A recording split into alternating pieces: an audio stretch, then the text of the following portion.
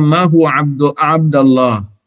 وفي رواية للبخاري قال ابن عيينة فقال رجل من الأنصار فرأيت 9 أولاد كلهم قد قرأوا القرآن يعني من أولاد عبد الله المولود.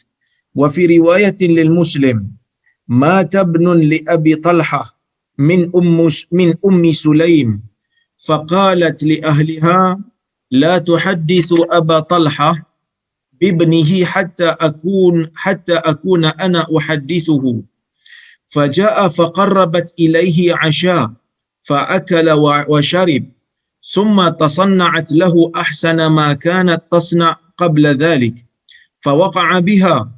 فلما أن رأت أنه قد شبع وأصاب منها قال يا أبا طلحة أرأيت لو أن قوما أعاروا عاريتهم أهل بيت فطلبوا عاريتهم ألهم أن يمنعوهم؟ قال لا. فقالت فاحتسب ابنك. قال فغضب ثم قال تركتني حتى إذا تلطخت ثم أخبرتني بابني. فانطلق حتى أتى رسول الله صلى الله عليه وسلم فأخبره بما كان.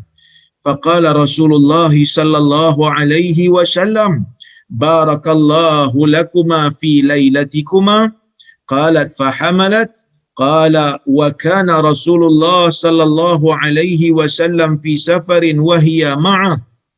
وكان رسول الله صلى الله عليه وسلم إذا أتى المدينة من سفر لا يتركها طروقا. فدنوا من المدينة فضربها المخاط فاحتسب عليها أبو طلحة. وانطلق رسول الله صلى الله عليه وسلم. قال يقول أبو طلحة إنك لتعلم يا رب إنه يعجبني أن أخرج مع رسول الله صلى الله عليه وسلم إذا خرج وأدخل معه إذا دخل وقد احتسبت بما ترى. تقول أم سليم يا أبا طلحة ما أجد الذي كنت أجيد انطلق. فانطلقنا وضربها المخاط حين قدم فولدت غلاما. فقالت لأمي يا أنس لا يرضعه أحد حتى تغدو به على رسول الله صلى الله عليه وسلم. فلما أصبح احتملته فانطلقت به إلى رسول الله صلى الله عليه وسلم وذكر تمام الحديث. Yang bermaksud daripada Anas radhiyallahu anhu. Anas bin Malik ni merupakan sahabat Nabi sallallahu alaihi wasallam yang mana dia ni merupakan khadam kepada Nabi sallallahu alaihi wasallam. Kata Anas, ada seorang anak bagi Abi Talhah. Abu Talhah ni ialah suami kepada Ummu Sulaim. Yang mana Ummu Sulaim ibu kepada Anas. Kira macam Abu Talhah ni adalah bapa tiri kepada Anas. Dia kata ada seorang anak bagi Abu Talhah sedang sakit. Anak dia sedang sakit. Fakharaja Talhah. Kemudian fakharaja Abu Talhah. Abu Talhah ni keluar daripada rumah sekejap. Dia keluar sekejap. Faqubidha as-sabi. Maka anak yang sakit itu pun telah kita panggil meninggal dunia. Meninggal dunia. Falamma raja'a Abu Talhah. Apabila Abu Talhah balik ke rumah, qala ma fa'ala ibni. Dia pun bertanya kepada orang yang berada di rumah itu iaitu Ummu Sulaim. Dia kata ma fa'ala ibni, apa yang anak aku lakukan? Qalat Ummu Sulaim wa hiya ummu sabi. Maka Ummu Sulaim pun jawab. Bila suami dia tanya, maka Ummu Sulaim yang merupakan ibu kepada bayi itu, ibu kepada budak tu pun kata, huwa askanu makan. Budak ni telah menjadi lebih tenang. Lebih tenang daripada sebelum ini. Dia kata dah tenanglah. Dia tak tipulah. Sebab budak ni asalnya sakit. Sekarang ni budak dah meninggal. Budak ni dah meninggal. Jadi bila dah meninggal, memang dia tenanglah. Baik, dia kata huwa askanu makan. Faqarrabat lahul asya fata'asya. Maka Ummu Sulaim ni pun dia siapkan makanan untuk Abu Talhah. Dia siapkan makanan. ya, summa asaba minha, kemudian Abu Talhah ni pun, ya, bersamalah dengan kita panggil apa, bersamalah dengan isterinya iaitu Ummu Sulaim. Falamma farag, ya, apabila selesai saja, ya, apabila selesai saja dia bersama, dah makan malam, dah bersama, barulah Ummu Sulaim bagi tahu warus sabi, maka simpanlah, maka simpanlah bayi ni, yang mana bayi ni ataupun anak kecil ini telah pun meninggal dunia. Falamma asbaha Abu Talhah ata Rasulullah sallallahu alaihi wasallam fa akhbarahu. Maka apabila sampai pada waktu pagi, Abu Talhah pun pergi jumpa kepada Rasulullah sallallahu alaihi wasallam, maka dia bagi tahu kepada Nabi. Dia bagi tahu apa yang berlaku. Maka Nabi kata a'arrastumul lailah. Nabi bertanya kepada Abu Talhah, adakah kamu telah bersama? Ya, adakah kamu telah bersama dengan kita panggil isteri kamu Ummu Sulaim? Maka dia berkata na'am. Maka Abu Talhah berkata ya, semalam saya bersama dengan isteri saya melakukan hubungan bersama dengan isteri saya. Maka Nabi kata Allahumma barik lahuma fawaladat ghulama. Maka dia pun, Ummu Sulaim ni, bila Nabi doa untuk Ummu Sulaim dan juga untuk Abu Talhah pun Nabi doa. Nabi doa, ya Allah, berkatilah kepada keduanya, berkatilah kepada Abu Talhah, berkatilah kepada Ummu Sulaim. Ya? Maka Ummu Sulaim ni pun berlahirkan seorang anak lelaki lagi. Faqala li Abu Talhah. Maka Abu Talhah pun berkata kepada Anas bin Malik, dia kata apa? Dia kata ihmilhu hatta ta'tiya bihi Nabiy sallallahu alaihi wasallam. Kamu bawalah budak ini, kamu bawalah bayi yang baru lahir ini sehingga kamu datangkan Nabi bersama dengannya. Bawa dia pergi jumpa Nabi sallallahu alaihi wasallam. Wa ba'atha ma'ahu bitamarat, dan Abu Talhah pun bekalkan, Abu Talhah bekalkan bersama dengan Anas ini beberapa biji tamar. Faqala ama'ahu syai', maka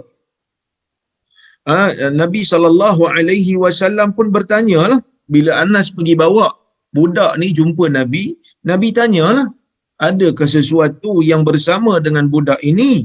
Maka Anas menjawab, na'am tamarat. Anas kata ya, ada tamar. Fa akhadhaha an-nabiy sallallahu alaihi wasallam famadaghaha. Maka Nabi sallallahu alaihi wasallam pun makan tamar tu. Nabi kunyah tamar tu. Madag ni maksud kunyah. Diambil daripada perkataan mudrah, kunyahan gigitan. Nabi pun kunyah. Summa akhadhaha min fih. Kemudian Nabi ambil daripada mulut Nabi ni. Dah kunyah Nabi ambil daripada mulut Nabi. Faja'alaha fi sabi. Maka Nabi pun letakkan tamar itu di dalam mulut budak berkenaan, di dalam mulut bayi berkenaan. Summa hannakahu. Kemudian Nabi mentahnikkan budak tu dengan tamar. Ni datang pensyariatan sunnah tahnik budak yang baru lahir. Ni datang sunnah ni. Sebab Nabi sallallahu alaihi wasallam kunyahkan tamar tu, kemudian Nabi ambil tamar yang telah dikunyah, letak dekat mulut bayi.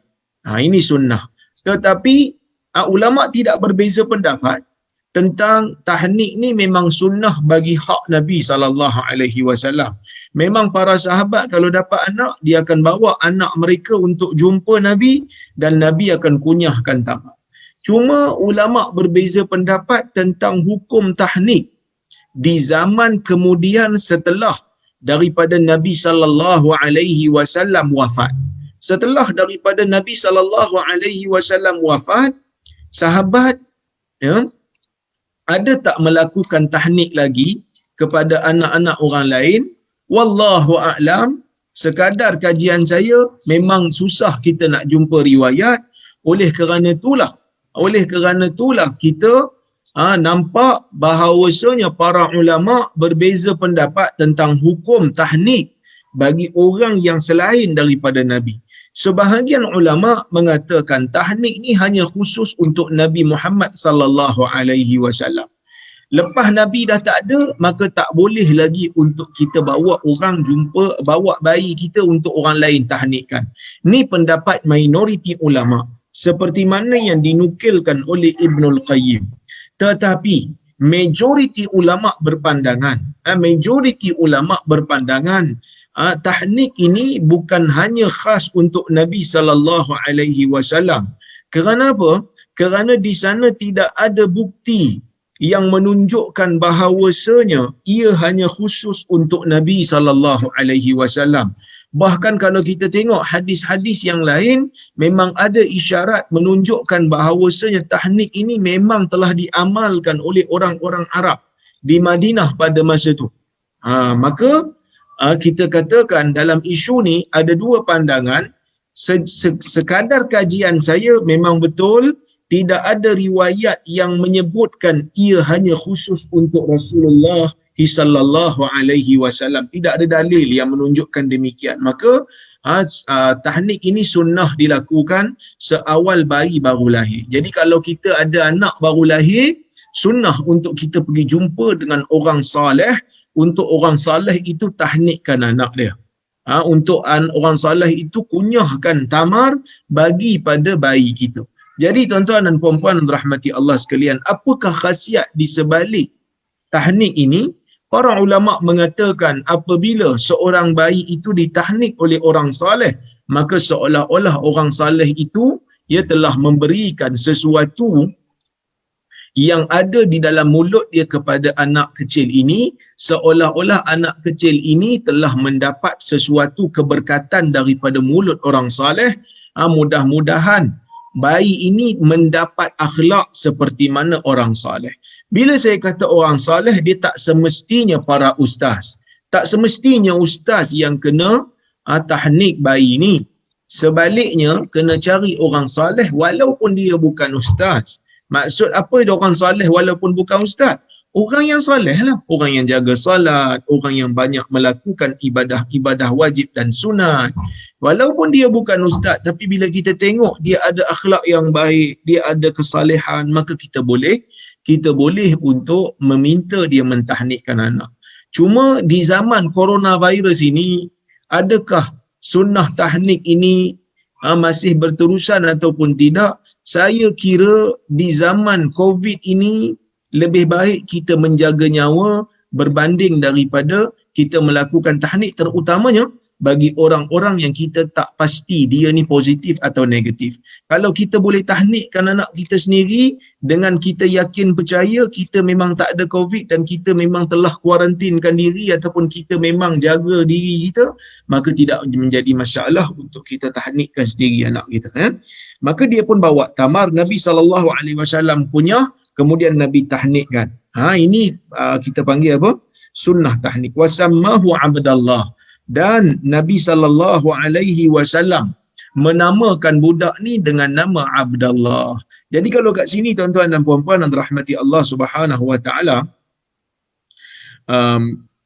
kita nampak bahawasanya ada dua sunnah kat sini. Sunnah pertama, bila anak lahir, kita disunatkan untuk tahnik. Cari orang saleh untuk tahnik. Zaman ni Nabi lah orang paling saleh sekali, dia orang bawa jumpa Nabi. Ya. Dan yang kedua, kita sunnah untuk menamakan anak pada hari pertama kelahiran. Walaupun ada riwayat yang menyebutkan pada hari ketujuh, tetapi kedua-duanya adalah sunnah. Kalau nama telah kita fikirkan sebelum daripada dia lahir, maka kita boleh bahagikan nama tu, boleh bagi kepada bayi tersebut pada hari pertama kelahiran, seperti mana yang Nabi SAW lakukan kepada bayi ni. Tetapi kalaulah kata memang kita belum fikir lagi nama, belum mesyuarat lagi nama dengan isteri, tapi sebenarnya hak memberikan nama ni adalah hak ayah. Tetapi tak salah bagi si suami untuk berbincang dengan isterinya nama-nama anak ni. Jadi kalau tak ada lagi, bincang lagi, masih mesyuarat lagi, sunnah bagi pada hari ketujuh. Pada hari ketujuh. Fara'aitu tis'ata auladin kulluhum qad qara'ul Quran. Maka, muttafaqun alaih, hadis riwayat Bukhari dan Muslim. Anak namanya Abdullah. Kemudian wa fi riwayatin lil Bukhari, dalam riwayat, dalam salah satu riwayat daripada Sahih Al-Bukhari, Ibnu Uyainah, seorang perawi bernama Sufyan Ibnu Uyainah berkata, faqala rajulun minal ansar, berkata seorang lelaki daripada kalangan Ansar, faraitu tis'ata auladin kulluhum qad qara'ul Quran, yakni min auladi Abdillahil Maulud. Aku mendapati terdapat 9 orang anak. 9 orang anak dilahirkan yang mana mereka ini membaca Al-Quran. Maksud mereka ini pakar di dalam ilmu-ilmu Al-Quran. Siapa 9 orang ni? Mereka adalah anak kepada Abdullah, anak kepada Abdullah yang ditahnikkan oleh Nabi SAW. Dalam riwayat Muslim pula diceritakan anak bagi Abi Talhah, anak bagi Abu Talhah bersama dengan Ummu Sulaim meninggal dunia. Ini cerita yang sama tapi dia bawa dengan lafaz yang sedikit berbeza dalam Sahih Muslim. Ada seorang anak Abu Talhah bersama dengan Ummu Sulaim meninggal dunia. Faqalat li ahliha, maka Ummu Sulaim pun berkata kepada ahli keluarganya, la tuhaddithu Aba Talhah bibnihi hatta akuna ana uhaddithuhu. Kamu jangan cerita kepada Abu Talhah tentang apa yang terjadi kepada anak dia. Kamu jangan cerita, kata Ummu Sulaim. Jangan cerita pada Abu Talhah yang anak dia ni meninggal dunia. Faja'a faqarrabat ilaihi 'asha fa akala wa syarib. Bila Abu Talhah balik saja, tuan-tuan dan puan-puan, bila Abu Talhah balik saja, maka Ummu Sulaim ni pun mendekatkan, mendekatkan makanan kepada Abu Talhah. Dia bagi makan malam dekat Abu Talhah. Asya tu makan malam. Asya makan malam. Isya salat isya. Jadi kena sebut betul-betul lah. Faqarrabat ilaihi asya fa akala wa syarib. Maka Ummu Sulaim ni pun bagi makan malam kepada Abu Talhah, lalu dia makan dan dia minum. Summa tasanna'at lahu ahsana ma kanat tasna' qabla dhalik fa waqa'a biha. Kemudian Ummu Sulaim ni Ummu Sulaim ni pun bercantik-cantik lah. Ummu Sulaim ni dia bercantik-cantik untuk Abu Talhah. Dia berhiaslah untuk Abu Talhah ni, dia berhiaskan diri dia. Fawaqa'a biha. Lalu Abu Talhah ni pun bersamalah dengan Ummu Sulaim pada malam tu. Dia bersama dengan Ummu Sulaim pada malam tu. Lepas makan, dah kenyang, dah minum, isteri pula duk berhias cantik-cantik, suami bersama dengan isterinya, iaitu Abu Talhah bersama dengan Ummu Sulaim. Falamma an ra'at annahu qad syabi'a wa asaba minha. Dan apabila Ummu Sulaim melihat Abu Talhah yakni suaminya telah pun kenyang dan telah pun bersetubuh dengannya, dah bersama dengan Ummu Sulaim, qalat ya Aba Talhah, maka Ummu Sulaim pun kata, wahai Abu Talhah, ara'aita law anna qauman a'aru 'ariyatahum ahla bait. Apa pandangan kamu? Apa pandangan kamu jika sesungguhnya satu kaum memberi pinjaman kepada salah seorang daripada ahli bait, ahli sebuah rumah, fatalabu 'ariyatahum, kemudian mereka minta semula apa yang mereka pinjamkan, alahum ayyamna'uhum, boleh tak yang meminjam itu untuk menghalang orang yang meminta semula pinjamannya? Kita bagi orang pinjam sesuatu. Kita bagi orang pinjam kita punya buku. Kemudian bila sampai satu ketika pemilik buku minta balik kat kita. Ni yang Ummu Sulaim bagi perumpamaan lah. Dia minta balik benda yang dia pinjam, yakni buku. Adakah mereka yang meminjam itu boleh menghalang orang untuk pinjam, untuk ambil balik apa yang dia beri pinjam? Maka Abu Talhah kata, lah, mana boleh. Sebab itu memang hak dia untuk dia ambil. Tak ada siapa boleh halang. Tak ada siapa boleh kata, hang ni teruklah, minta pula benda tu. Tak payahlah minta. Orang kan kata, pasal apa? Aku punya harta, aku minta, aku bagi dia pinjam. Aku bukan bagi dia terus. Jadi bila-bila masa boleh ambil balik. Maka Abu Talhah kata, tak boleh lah. Dia kena akur lah. Bila orang tuan yang asal minta, dia kena akur, kena bagi. Maka Ummu Sulaim bila dengar benda ni dia kata faqalat fahtasib ibnak, maka haraplah pahala daripada Allah terhadap anak kamu. Maksud dia kata Ummu Sulaim nak bagi tahu kepada Abu Talha, anak kamu ni kamu kena sabarlah dengan kedudukan dia. Maksud anak dah meninggal lah. Anak kamu telah meninggal dunia. Qala faghadiba, kata Anas, maka Abu Talha pun marah. Abu Talha ada sedikit marah. Summa qal, Abu Talha pun berkata, taraktini hatta idza talattakhtu, engkau tinggalkan aku sehingga apabila aku bersama dengan kau, summa akhbartini bibni, kemudian baru kau nak bagi tahu tentang keadaan anakku yang meninggal. Fantalaq hatta ata Rasulullah SAW fa akhbarahu bima kan. Maka Abu Talhah pun beredar sehingga dia berjumpa dengan Rasulullah sallallahu alaihi wasallam. Lalu Abu Talhah pun bagi tahu kepada Nabi sallallahu alaihi wasallam apa yang berlaku. Dia pun bagi tahulah apa yang berlaku. Maka Rasulullah sallallahu alaihi wasallam bersabda, barakallahu lakuma fi lailatikuma, moga Allah memberkati kamu berdua disebabkan malam semalam yang kamu lalui, yakni moga Allah memberkati bagi kamu berdua tentang hubungan yang kamu lakukan pada malam tersebut. Faqala fahamalat, kemudian Anas kata Ummu Sulaim pun mengandung. Qala wa kana Rasulullah sallallahu alaihi wasallam fi safarin wa hiya ma'ahu. Ketika mana Rasulullah SAW ni, ketika mana dia bermusafir dan Ummu Sulaim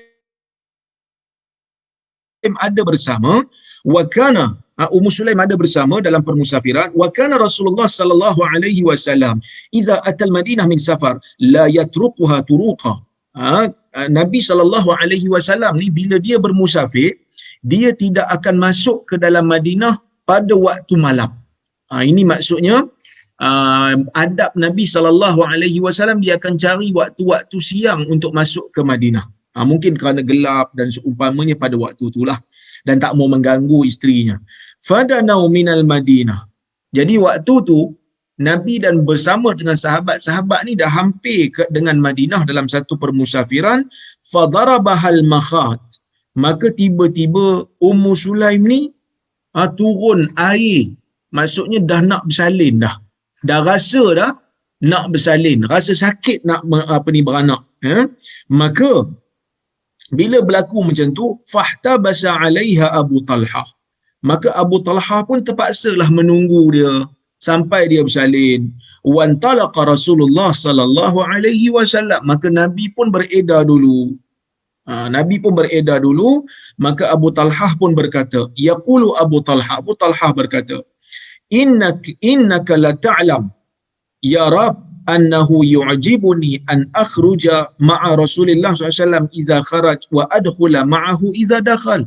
Wahai Tuhan, sesungguhnya engkau tahu, wahai Tuhanku, sesungguhnya aku ni sangat gemar untuk keluar bersama dengan Rasulullah sallallahu alaihi wasallam apabila dia keluar, dan aku masuk bersama dengan Rasulullah sallallahu alaihi wasallam bila dia masuk. Maksudnya Abu Talha ni mengadu dekat Allah, dia kata, ya Allah, aku ni suka sangat kalau Nabi keluar daripada Madinah, aku suka, aku suka kalau aku boleh masuk sekali dengan Rasulullah sallallahu alaihi wasallam. Kalaulah kata Nabi nak masuk, ke Madinah, aku suka untuk masuk bersama-sama dengan Nabi Muhammad sallallahu alaihi wasallam. Dia kata, dia ngadu kat Tuhan dia. Maka waqad ihtabastu bima tara, dan sesungguhnya aku telah terhalang dengan apa yang kau lihat sekarang. Tak boleh sebab isteri aku nak bersalin, aku kena tunggu dia. Taqulu Ummu Sulaim, maka Ummu Sulaim pun berkata, ya Aba Talha, wahai Abu Talha, ma ajidu alladhi kuntu ajid. Aku tak rasa lagi sakit seperti mana yang aku rasa sakit sebelum ni. Maksudnya bila Abu Talha, kita panggil apa, bila Abu Talha mengadu je dekat Allah yang dia suka untuk bersama dengan Nabi dalam setiap ketika, terus Allah Ta'ala mustajabkan doa Abu Talha. Terus Ummu Sulaim tak rasa sakit lagi dah, dia kata. Intaliq, maka jom kita beredar. Dia kata, jom kita jalan sekali. Fantalaqna wa darabahal makhat. Kami pun beredar, kemudian rasa balik sakit. Hina qadima, bila mereka sampai ke Madinah baru rasa sakit balik. Fawaladat ghulama, kemudian Ummu Sulaim pun melahirkan seorang bayi lelaki. Faqalat li ummi, maka kata Anas, berkata kepada aku ibuku, iaitu Ummu Sulaim. Kata Ummu Sulaim, ya Anas, la yurdi'uhu ahad hatta taghduwa bihi ala Rasulillah SAW. Dia kata, wahai Anas, jangan ada sesiapa pun yang memberi susu kepada bayi ini sehingga kau bawa dia pergi berjumpa dengan Rasulullah sallallahu alaihi wasallam. Falamma asbah, kata Anas, bila waktu pagi saja aku pun bawa, ihtamaltuhu, aku pun bawa bayi ini, fantalaqtu bihi ila Rasulillah sallallahu alaihi wasallam, maka aku pun bawa berjumpa dengan Rasulullah sallallahu alaihi wasallam. Wa zakara amal hadis, kemudian disebutlah baki hadis yang kita telah baca tadi, iaitu Nabi sallallahu alaihi wasallam melakukan tahnik pada bayi ini, kemudian Nabi sallallahu alaihi wasallam menamakannya dengan nama Abdullah. Jadi ada dua sunnah yang saya sebut tadi. Yang pertama, yang pertama, disunatkan untuk mentahnik bayi seawal kelahiran. Yang kedua, sunat untuk menamakan anak pada hari pertama jika nama tersebut telah pun ada untuk dirancang untuk kita bagi pada hari yang pertama. Kalau tak ada, boleh tangguh pada hari yang ketujuh. Itu juga sunnah. Dan ada satu lagi yang ketiga, iaitu sunat untuk kita menamakan anak dengan nama yang baik. Dengan nama yang baik, dan digalakkan juga menamakan anak ni dengan nama Allah yang digabungkan dengan nama Abdu di depannya, iaitu seperti Abdullah, Abdul Rahman, Abdul Majid.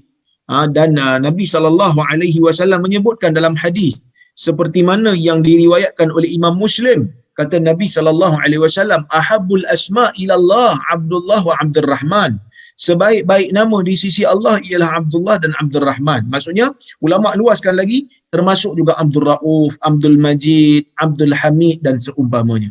Tapi kalau kita tak nak bubuh nama Abdullah ni, ataupun Abdul Rahman, ataupun Abdul Malik, ataupun Abdul Rauf, boleh letak dengan nama para anbiya. Kalau tidak pun boleh letak dengan nama-nama apa saja nama yang baik, yang mempunyai maksud yang baik. Bukan ada maksud yang kufur ataupun maksud yang jijik dan kotor. Tuan-tuan dan puan-puan yang dirahmati Allah sekalian, apa kita boleh ambil selain daripada tu? Apa faedah yang kita boleh ambil? Kata Syekh Mustafa Bura, dia kata, fil hadis misalun waqi'i lil mar'atil muslimah wazawjati salihah fi aqlihal kabir wa zakaihal waqad. Yang bermaksud dalam hadis ini terdapat satu contoh yang real, satu contoh yang memang berlaku di alam nyata tentang seorang perempuan yang muslimah dan seorang isteri yang salihah, pada besarnya pemikiran dia, besarnya akal dia dalam berfikir. Dia boleh fikir macam mana dia nak tenangkan suami dia sehingga dia tak nak ganggu suami dia punya selera. Bagi makan dulu, lepas tu baru bagi tahu tentang keadaan anak. Jadi Ummu Sulaim ni seorang yang bijak, seorang yang cerdik. Dia tahu macam mana keadaan nak bercerita kepada seseorang, terutamanya apabila dia melibatkan kesabaran yang tinggi. Dan Ummu Sulaim ni pun bukan hanya anak Abu Talhah yang meninggal, anak Ummu Sulaim juga meninggal. Jadi dia pun selain daripada dia bijak nak bagi tahu suami dia, bila nak bagi tahu suami dia tentang berita kematian anak ni, dia tu sendiri ada sifat sabar yang begitu tinggi. Maka sebab itu kata Syekh Mustafa Bura, ketika mana mensyarahkan hadis dalam kitab dia Nuzhatul Muttaqin, dia kata, sabru Ummu Sulaim ala mauti waladiha misalun yuhtaza lin nisa. Kesabaran Ummu Sulaim terhadap kematian anaknya merupakan satu contoh yang sepatutnya ditiru, yang sepatutnya dicontohi oleh perempuan-perempuan. Maksudnya, kalau ikut zaman dulu ni, kalau ikut musim jahiliah ataupun zaman jahiliah, apabila berlaku kematian, orang-orang perempuan ni akan menjerit-jerit. Orang-orang perempuan ni akan tepuk-tepuk pipi dan juga koyak baju. tetapi ia tidak berlaku kepada Ummu Sulaim. Sebaliknya Ummu Sulaim menggunakan perkataan yang sangat baik dalam menggambarkan keadaan bagaimana Allah Azza wa Jal berhak untuk mengambil anak dia dan anak Abu Talhah kerana Allah Subhanahu wa taala adalah pemilik yang hakiki bagi alam ini. Yang mana kalau dia nak ambil mana-mana pun daripada kalangan manusia dia berhak. Bahkan itulah yang diingatkan oleh Ummu Sulaim kepada Abu Talhah ketika mana nak bagi tahu kepada Abu Talhah tentang keadaan anaknya. Itu yang kedua. Yang ketiga, at-taraftuf fil ikhbari an wafatin aw musibah. Berlembut ketika mana kita nak bagi tahu, kita nak mengkhabarkan tentang musibah ataupun kewafatan. Nak bagi tahu tentang berita gembira ada caranya. Nak bagi tahu tentang berita sedih pun ada caranya. So kalau kita nak bagi tahu tentang berita sedih, kita perlu beritahu dengan cara yang berlembut. Bukan beritahu dengan ketawa, bukan dengan menjerit. Kerana ia tidak membantu emosi orang yang menerima berita tu untuk menahan kesabaran. Bayangkan kalau orang tak cerdik, dia pergi ketawa pula. Dia pergi ketawa, bagi tahu pada suami dia anak kita dah meninggal, sambil ketawa. Apa akan jadi? Pastinya suaminya akan sedih anak tak ada. Adalah sedih anak meninggal. Tiba-tiba isteri pula ketawa tak senonoh. Maka dalam keadaan tu ia tidak membantu. Jadi Ummu Sulaim adalah seorang yang sangat bijak. Kemudian isaru irda'i zawj ala haznihi wa hadha min wafa'i zawjah li zawjiha. Dia bersungguh-sungguh dalam nak menjadikan suaminya tenang daripada kesabaran. Sebab tu dia bagi makan dulu. Sebab tu dia bagi minum dulu. Sebab tu dia bersama dulu dengan suaminya baru dia bagi tahu. Berbeza kalau dia bagi tahu awal-awal, mungkin suami dia tak selera lagi nak makan dah. Tak selera lagi nak minum dah. Tapi dia tunggu. Dia tenang. Dia sabar. Kemudian dia tunggu waktu yang sesuai. Waktu suami dia dah cukup. Makan cukup. Minum cukup. Dah bersama dengan dia. Dan baru dia bagi tahu. Sedih akan berlaku. Sebab itu Abu Talhah ada sedikit marah. Tetapi marahnya itu tidaklah terlalu besar. Sedihnya itu tidaklah terlalu terkesan kalau lebih daripada kalau dia bagi tahu sebelum daripada Abu Talhah ni makan dan seumpamanya. Kemudian jihadul mar'ah wal isham fi ajril mujahidin. Ini satu benda juga. Bila kita baca dalam riwayat Muslim tadi, kita nampak Ummu Sulaim memang ikut Abu Talhah bersama dengan Rasulullah sallallahu alaihi wasallam dalam permusafiran. Dan Nabi ini bila musafir, kalau kita tengok dalam hadis, Nabi bermusafir sama ada buat ibadat untuk buat haji ataupun buat umrah, ataupun Nabi pergi perang, ataupun Nabi ziarah sahabat-sahabat. Jadi salah satu daripada perjalanan yang Nabi buat ni adalah jihad untuk pergi perang. Dan Ummu Sulaim ni bersama. Bila Abu Talhah pergi sekali, maka Ummu Sulaim pun ikut. Apa Ummu Sulaim ikut? Kita tahu dalam sejarah Islam, orang perempuan di zaman Nabi sallallahu alaihi wasallam tidak hanya duduk di Madinah tak ada buat apa-apa. Bahkan mereka membantu dalam proses jihad untuk membantu orang yang tercedera, untuk beri minum kepada mereka yang sakit ataupun memberi minum kepada mereka yang keletihan. Ini yang dilakukan pada zaman dahulu, iaitu zaman Nabi sallallahu alaihi wasallam. Dan mereka ni memberikan sumbangan dalam jihad dan insya-Allah mereka mempunyai pahala. Pahala kerana membantu golongan mujahidin. Baik, tuan-tuan dan puan-puan yang dirahmati Allah sekalian. Faedah berikutnya, hubbus sahabati lin Nabi sallallahu alaihi wasallam wa hirsu ala mulazamatihi wa istisharatihi wa tabarruk bi suhbatihi.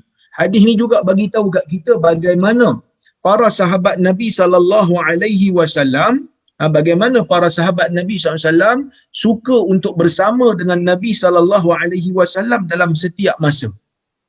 Kalau boleh setiap masa nak bersama dengan Nabi SAW. Kalau boleh Nabi pergi musafir nak ikut. Kalau boleh Nabi pergi solat dia nak pergi. Kalau boleh Nabi keluar ke mana-mana pun dia nak ikut. Ada satu hadis, saya tak ingat kita dah baca ke belum, tapi kita akan jumpa nanti hadis tu, yang mana Abu Zar radhiyallahu anhu nampak Nabi SAW berjalan seorang-seorang di waktu malam gelap gelita. Tapi dia tahu yang tu Nabi. Abu Zar ni nampak Nabi berjalan seorang-seorang. Abu Zar tak mau ganggu Nabi sebab dia bila dia tengok Nabi seorang-seorang berjalan tengah malam, dia tahu mungkin Nabi nak privacy. Tapi oleh kerana Abu Dhar ni dia nak belajar daripada Nabi SAW, mungkin dia akan tengok bila dia jalan ikut Nabi ikut belakang ni, dia tengok Nabi mungkin ada baca apa-apa doa ke ataupun ada buat sesuatu amalan yang dia boleh untuk jadikan sebagai panduan sunnah. Maka dia jalan slow-slow je belakang Nabi. Dia jalan tapi dia tak nak ganggu. Dia tak ada panggil, ya Rasulullah, jom kita jalan sekali. Sebab dia tahu mungkin Nabi nak jalan seorang-seorang tengah-tengah. Tapi dia ikut Nabi belakang. Sehingga kan Nabi SAW sedar yang ada orang di belakang dia. Maka Nabi tanya, Manza, siapa itu? Maka baru Abu Dhar jawab, Abu Dhar, aku adalah Abu Dhar, ja'alani Allahu fidak. Moga Allah menjadikan aku tebusanmu. Jadi nak bagi tahu kesungguhan sahabat ni untuk bersama dengan Rasulullah SAW dalam setiap masa, ialah satu kesungguhan yang sangat-sangat ajaib. Kenapa? Kerana mereka tahu apabila berduduk bersama dengan Rasulullah SAW, mereka akan dapat banyak manfaat. Mereka akan dapat ilmu, mereka akan dapat sunnah. Mereka akan dapat lihat akhlak Rasulullah SAW. Ini yang berlaku kepada Anas. Apabila Anas ni dia dijadikan oleh ibu dia untuk berkhidmat untuk Nabi SAW. Anas ni khadam Nabi. Nabi sampai ke Madinah, umur Anas sekitar 10 tahun. Jadi ibu dia, Ummu Sulaim, bagi dia duduk dengan Nabi, dia kata, ni khadam kau. Ya Rasulullah, ini adalah khadam kau. Jadi apa saja keperluan, bagi minta tolong dia. Dia akan tolong uruskan. Jadi akhirnya Anas menjadi orang yang alim di dalam agama. Akhirnya Anas menjadi sahabat yang banyak riwayatkan hadis selain daripada Abu Hurairah. Sebab tu kalau tengok nama Anas ni, Anas bin Malik, memang orang-orang awam pun biasa dengar. Kenapa biasa dengar? Kerana dia memang banyak riwayat hadis. Kenapa dia banyak riwayat hadis? Kerana dia bersama dengan Nabi SAW, mendampingi Nabi SAW. Bila disebut hadis, bila Nabi sebut hadis, dia ada. Bila Nabi sebut hadis, dia dengar. Bila Nabi sebut hadis, dia memang berada di sisi Nabi SAW. Jadi secara tidak langsung, para sahabat yang bersama dengan Nabi SAW dalam setiap ketika dan keadaan, mereka akan dapat belajar hadis-hadis Nabi SAW. Kerana mereka ni duduk dengan Nabi, bukan duduk dengan orang biasa. Kalau duduk dengan saya, mungkin banyak ketawa berbanding hadis. Mungkin saya banyak ketawa. Tetapi kalau duduk dengan Nabi SAW, Nabi SAW mulutnya sentiasa mengucapkan perkara-perkara kebaikan. Nabi SAW mulutnya sentiasa mengucapkan perkara-perkara wahyu. Mulut Nabi SAW sentiasa memberi manfaat kepada orang-orang yang berada di sekelilingnya. Oleh kerana itu, para sahabat ni suka untuk duduk dengan Nabi SAW, bersama dengan Nabi. Nabi pergi musafir, dia orang ikut. Nabi balik, dia orang bersama. Seperti mana yang disebutkan oleh Abu Talhah tadi. Dan dia sedih bila isteri dia terpaksa sakit, menanggung sakit untuk bersalin, dan dia tak dapat untuk bersama dengan Rasulullah, sehingga dia mengadu kepada Allah, dan akhirnya dia berjaya juga untuk masuk ke Madinah dan bersalin di Madinah. Yang mana ini merupakan perkara yang diketahui oleh para sahabat, iaitu bersungguh dalam nak bersama dengan Nabi SAW. Tapi kita tahu, ada di kalangan para sahabat yang tak mampu untuk bersama dengan Nabi SAW setiap hari. Tak mampu untuk hadir majlis Nabi SAW setiap hari. Seperti mana kata Bara' bin Azib, yang mana kata Bara' seperti mana yang dinukilkan oleh Al-Imam Al-Bukhari, kata Bara', laisa kulluna yasma'u hadithan min Rasulillah sallallahu alaihi wasallam wa inna ma kanat lana dai'atun wa ashghal walakinna an-nas lam yakunu yakzibun yawma idzin fayuhaddithu syahid al-ghaib. Yang bermaksud, kata Bara' bin Azib, bukanlah semua di kalangan kami ni mendengar hadis secara langsung daripada Nabi sallallahu alaihi wasallam, kerana kami mempunyai kebun dan mempunyai kerja yang perlu diuruskan. Kami ada harta yang perlu diuruskan, ada kebun yang perlu diurus, ada kerja yang perlu dilakukan. Kerana para sahabat ni pun perlu untuk makan. Jadi mungkin di kalangan mereka ada yang berkebun, buat tamar. Ada di kalangan mereka ada yang bela kambing untuk dapatkan daging. Jadi tak dapat hari-hari nak bersama dengan Nabi sallallahu alaihi wasallam. Kata Bara' bin Azib, walakinnan nas lam yakunu yakzibun yauma idzin. Tetapi sahabat tidak menipu pada hari itu, fayuhaddithu syahid al-ghaib, maka yang hadir majlis Nabi sallallahu alaihi wasallam, mereka yang mendengar hadis dalam majlis Nabi sallallahu alaihi wasallam, mereka akan sampaikan kepada orang yang tak dengar. Mana orang yang tak hadir, orang yang hadir akan bagi tahu. Bahkan Nabi sallallahu alaihi wasallam menjanjikan kelebihan yang khusus bagi mereka yang menyampaikan kalam Nabi sallallahu alaihi wasallam. Kalau kita tengok dalam hadis, Nabi sallallahu alaihi wasallam berkata, "Naddarallahu imra'an sami'a maqalati wa wa'aha wa hafizaha wa addaha kama sami', farubba muballighin aw 'amin sami'." Yang bermaksud, moga-moga Allah Azza wa Jal memberikan keceriaan kepada mereka-mereka yang mendengar kalamku. Jadi kalau kita nak muka kita berseri, kalau kita nak muka kita ceria, kalau kita nak muka kita sentiasa bersinar-sinar, dengar kalam Nabi. Sebab ni janji Nabi. Nabi kata, "Naddarallahu imra'an sami'a maqalati." Moga Allah menceriakan wajah orang yang mendengar kalamku. Wa wa'aha, kemudian memahaminya. Wa hafizaha, kemudian menghafalnya. Wa addaha kama sami', kemudian dia menyampaikan kepada orang lain sama seperti mana yang dia dengar. Dia tak seleweng dengan hadis Nabi, dia macam mana dia dengar, dia sampaikan. Farubba muballighin aw 'amin sami', kerana berkemungkinan orang yang disampaikan kepadanya hadis itu lebih faham, lebih tahu, lebih kita kata menguasai pemahaman hadis berbanding orang yang menyampaikan. Kerana pemahaman ni tak sama. Mungkin kita dengar langsung kita tak apa faham sangat. Kita sampaikan kepada orang yang lebih faham. Jadi orang yang lebih faham boleh memahami perkataan Nabi sallallahu alaihi wasallam tersebut. Dan janji Nabi sallallahu alaihi wasallam, Nabi kata muka akan ceria. Sebab tu kalau kita nak tengok orang belajar hadis ni, orang yang pandai-pandai hadis ni, muka mereka sangat berseri-seri. Jadi tak payahlah nak beli kadang-kadang make up tu sampai beratus-ratus sangat. Yang penting kita belajar hadis, insya-Allah Nabi SAW janjikan muka kita ceria, muka kita berseri. Cuba tengok orang belajar hadis, berseri tak muka dia, kan? Jangan tengok muka saya, kan? Tengok muka orang lain yang belajar hadis. Saya ni biasa-biasa je, yang mana belajar pun malas banyak orang rajinnya. Okey. Baik, kemudian minas sunnah ay yukhaffif kullu minaz zawjain musibatal akhar. Yang mana di kalangan, termasuk dalam amalan sunnah juga, setiap daripada pasangan ini kena berusaha untuk mengurangkan rasa sedih ataupun mengurangkan beban musibah yang ditanggung oleh pasangan dia yang seorang lagi tu. Jadi kalau suami tengok isteri dia terkena musibah, dia tolong berperanan bagi ringan bebanan musibah yang menimpa suami dia. Jangan bagi tambah lagi. Usaha untuk kurangkan. Ini yang dilakukan oleh Khadijah bintu Khuwailid, isteri Nabi sallallahu alaihi wasallam yang pertama, bila mana Nabi sallallahu alaihi wasallam turun daripada Gua Hira, dapat wahyu yang pertama. Masa tu Nabi tak tahulah dia ni dapat wahyu yang pertama, sebab Jibril datang kat Nabi, Jibril tak perkenalkan diri. Jibril tak kata, "Ya Rasulullah, wahai Muhammad, aku ni Jibril, Allah hantar aku, engkau dah jadi Nabi, engkau dah jadi Rasul, ni surat lantikan jadi Rasul, cukup bulan lapor diri." No, tak ada. Jibril tak buat macam tu. Jibril tak perkenalkan pun diri dia. Jibril datang, Jibril peluk Nabi 3 kali sampai Nabi kepenatan, bagi ayat daripada surah Al-Alaq, ya, kemudian Jibril pun beredar. Sehingga Nabi rasa takut, apa ni? Kenapa jadi macam ni? Siapa pula yang peluk aku ni? Apa pula perkataan yang dia bagi Iqra ni? Maka Khadijah bila tengok Nabi SAW kembali dalam keadaan ketakutan. Kenapa Nabi takut? Ada pelbagai tafsiran para ulama. Ibn Hajar sebut dalam Fathul Bari, ada macam-macam tafsiran kenapa Nabi takut. Bahkan Nabi sendiri bagi tahu kat Khadijah, dia kata, "Laqad khasyitu ala nafsi." Aku takut pada diri aku. Sebahagian ulama kata Nabi risau dia ditimpa penyakit.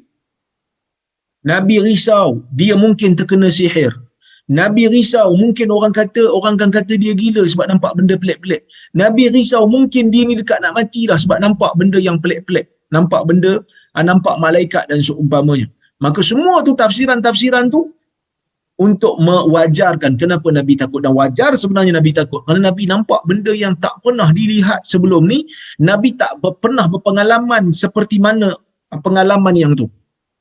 Maka Khadijah ni bila Nabi masuk dalam keadaan yarjufu fuadu, Nabi masuk dalam keadaan jiwa Nabi takut, Nabi kata zammiluni zammiluni, selimutkan aku selimutkan aku.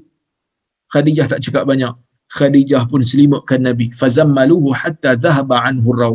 Maka Khadijah pun selimutkan Nabi sehingga hilanglah takut. Sehingga hilang takut daripada Nabi sallallahu alaihi wasallam tu.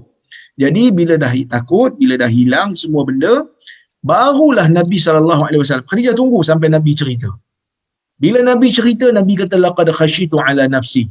Aku takut dengan diri aku. Apa Khadijah kata? Khadijah cuba untuk ringankan bebanan Nabi sallallahu alaihi wasallam pada waktu tu. Walaupun Khadijah tak tahu apa yang berlaku. Khadijah pun tak tahu. Bila Nabi cerita je, Khadijah kata kalla wallahi la yughzikallahu abada. Tidak, demi tidak sesungguhnya, demi Allah sesungguhnya tidak. Sekali-kali Allah tidak akan mensia-siakan kamu. Allah tidak akan mengecewakan kamu. Wa innaka latasilur rahim. Sesungguhnya engkau sentiasa menghubungkan hubungan silaturahim. Wa tahmilul kal. Engkau sentiasa menanggung bebanan. Wa taksibul ma'dum. Engkau sentiasa mencari makanan untuk orang yang susah. Wa taqrid dhaif. Engkau sentiasa memuliakan tetamu. Wa tu'inu ala nawaibil haq. Dan sesungguhnya engkau sentiasa membantu perkara-perkara yang dinamakan sebagai kebenaran.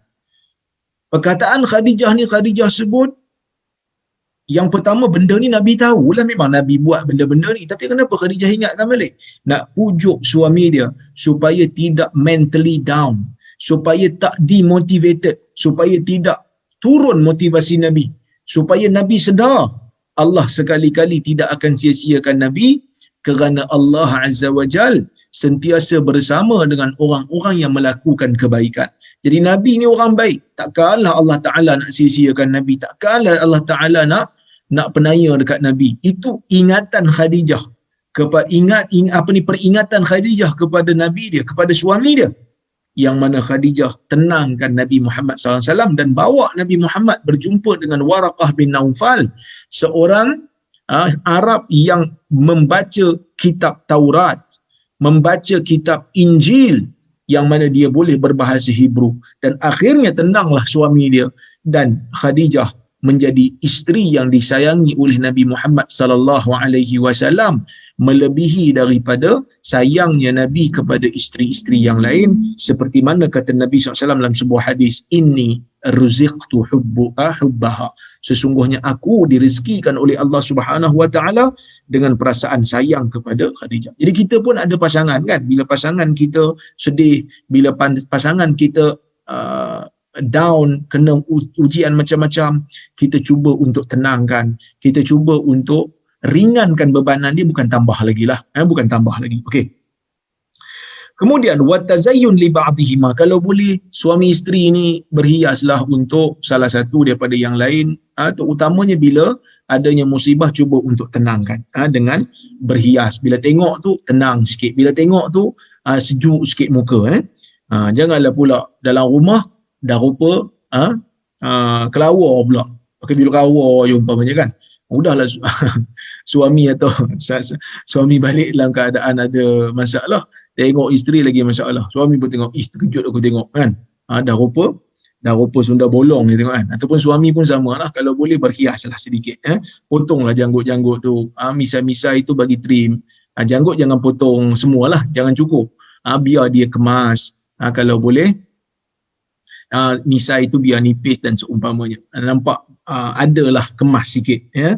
Baik, lidawamil isyrah wa tamkinil mawaddah, supaya akan berterusan isyrah, berterusan pergaulan yang baik, wa tamkinil mawaddah, dan mempereratkan kasih sayang sesama pasangan. Ini benda yang diakui oleh Islam, benda yang digalakkan oleh Islam. Bukan bermakna bila dalam Islam ni bukan bermakna serius je, tak. Ada waktu-waktu kita boleh leraikan, boleh bergurau untuk menguatkan hubungan sesama suami isteri. Kemudian ikhtiyarul asma'il karimah lil abna. Sunnah untuk memilih nama-nama yang baik bagi anak-anak. Wa afdalul asma' Abdullah, dan sebaik-baik nama bagi anak ialah Abdullah ataupun Abdul Rahman ataupun apa saja nama yang disandarkan kepada nama Allah. Jika tak mahu, boleh letak nama para anbiya ataupun apa saja nama-nama yang baik, ya. Baik, dan anna man taraka syai'an lillah awadahu Allahu khairan minhu. Dan sesiapa yang meninggalkan sesuatu kerana Allah, Allah Taala akan beri ganti daripada benda yang hilang. Ini benda yang kita kena pegang dalam jiwa kita. Kadang-kadang Allah Subhanahu Wa Taala ambil sesuatu daripada kita. Dia nak tengok kita sabar ke tidak. Dia nak tengok kita ni bertahan ke tidak. Nanti kalau kita sabar, kalau kita tahan, kalau kita redha dengan ketentuan Allah, insya-Allah Allah Subhanahu Wa Taala akan berikan ganti yang lain. Jangan risau, Allah Taala akan beri ganti, ya. Baik, kita tengok hadis yang berikutnya satu lagi sebelum kita berhenti pada hari ini. Hadis nombor 21. Wa an Abi Hurairah radhiyallahu anhu anna Rasulullah sallallahu alaihi wasallam qala laisa asy-syadidu bis-sur'ah wa innama bis-sur'ah innama asy-syadidu alladhi yamliku nafsahu 'inda al-ghadab, muttafaqun alaih, ya. Yang bermaksud daripada Abi Hurairah radhiyallahu anhu katanya, sesungguhnya Rasulullah sallallahu alaihi wasallam bersabda, bukanlah seorang yang kuat itu dengan melakukan pergaduhan. Orang yang kuat tu bukan orang yang suka bergaduh. Orang yang kuat tu bukan orang yang suka bertumbuk, kata Nabi. Innamasyadid, sesungguhnya kekuatan itu, kekuatan yang sebenar, Nabi kata, alladhi yamliku nafsahu 'indal ghadab, ialah seseorang yang boleh mengawal dirinya, yang boleh memiliki dirinya ketika mana dia marah. So sebab tu dalam hadis ni Nabi SAW nak bagi tahu sebenarnya orang yang paling kuat dalam dunia ni adalah orang yang sabar. Orang yang boleh tahan waktu dia kena macam-macam. Bukan orang yang suka bertumbuk, sikit-sikit bertumbuk, sikit-sikit ajak orang bergaduh. No. Itu bukan kuat, bahkan itu menunjukkan dia memang lemah. Yang kuat betul siapa dia? Dia boleh tahan diri dia waktu dia terkena musibah, dia boleh tahan diri dia waktu orang kacau kat dia. Waktu orang kacau dia, waktu orang ajak dia bergaduh, dia diam saja. Dia tahan diri dia, dia tak cepat terangsang dengan kita panggil provokasi orang lain. Okey, jadi tuan-tuan dan puan-puan yang dirahmati Allah Subhanahu Wa Taala sekalian, hadis ini nak bagi tahu kita bagaimana Islam membezakan mafhum ataupun pemahaman terhadap kekuatan yang mana berbeza dengan orang jahiliah. Orang jahiliah dia tengok kuat ni apa, dia suka bertumbuk, suka bergaduh, suka pukul orang, tu kuat. Tetapi Islam mengubah benda tu. Dan hadis ni juga nak bagi tahu kat kita tentang pentingnya ataupun afdalnya kita mujahadatun nafs. Kita mengawal diri, lawan nafsu diri dengan kita tidak melakukan perkara yang dilarang oleh syarak. Itu benda yang paling kuat yang boleh dilakukan oleh orang mukmin. Dan kalau boleh al-ibti'ad 'anil ghadab, kalau boleh jauhkan diri daripada marah, lima fihi minal adraril jismiyah wan nafsiyah wal ijtimaiyah. Kalau boleh larikan diri, jauhkan diri daripada perkara yang boleh membuatkan kita marah, kerana dalam kemarahan ini ada mudarat. Mudarat yang akan berlaku, mudarat yang akan datang pada diri, mungkin kita tak mampu nak kawal. Wallahu subhanahu wa ta'ala a'lamu bis-shawab. Saya kira cukuplah sekadar tu untuk petang ini. Kalau ada manfaat, alhamdulillah, mudah-mudahan saya mendapat pahala daripada Allah. Jadi kalau tak ada manfaat, saya mohon maaf, tapi insya-Allah ada manfaat kerana kita membaca kalam Rasul. Jadi saya tengok kalau ada soalan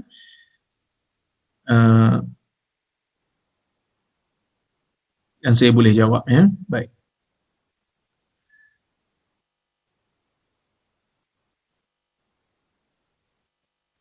Assalamualaikum Ustaz. Waalaikumsalam. Sebelum Nabi Muhammad sallallahu alaihi wasallam terima wahyu dan dilantik sebagai nabi, apakah agama nabi sebelumnya?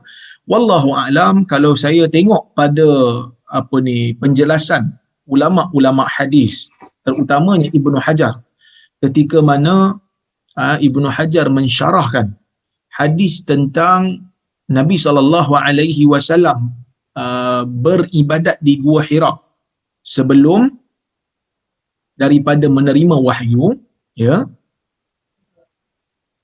Nabi sallallahu alaihi wasallam beribadat di Gua Hira. Dalam hadis itu disebut fayatahannasu fi, Nabi SAW beribadat di Gua Hira. Sedangkan waktu tu Nabi belum terima wahyu. Ya. Jadi Nabi ni beribadat dengan agama apa? Sebab dalam hadis tu disebut fayatahannasu fi. Nabi beribadat di sana. Jadi apa agama Nabi SAW sedangkan dia belum menjadi nabi, dia belum menjadi rasul.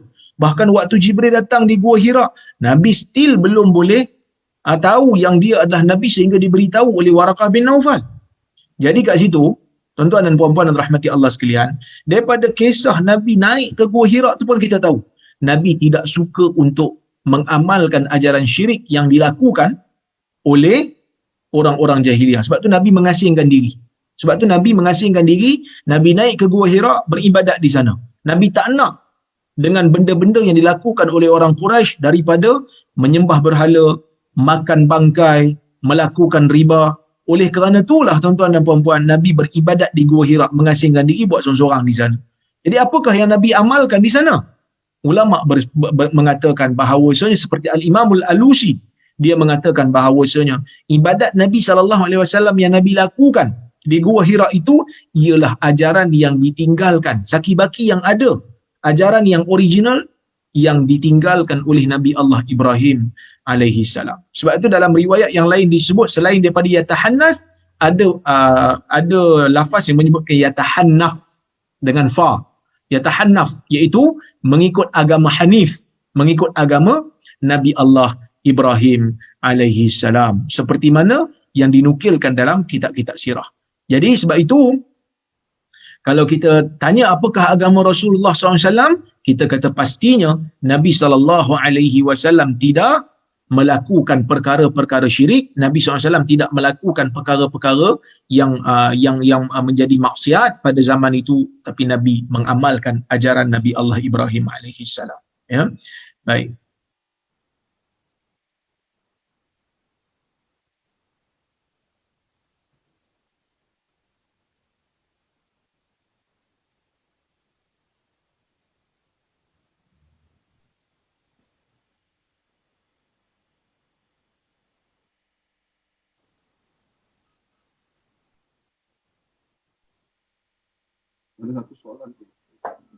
Baik. Kemudian ya.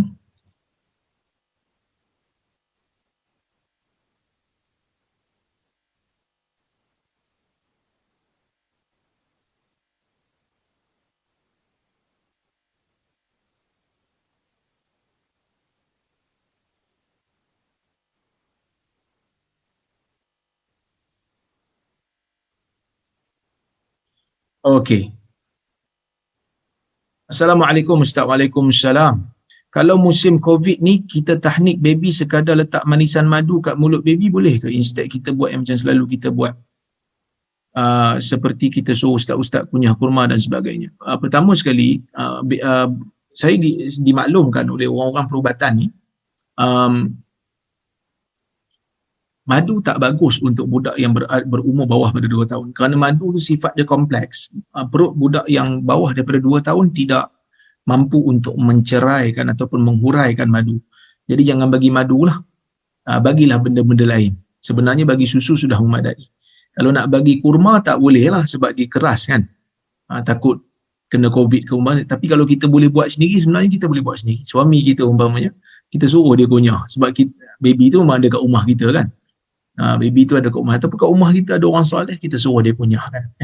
Kita suruh dia kunyahkan. Wallahualam.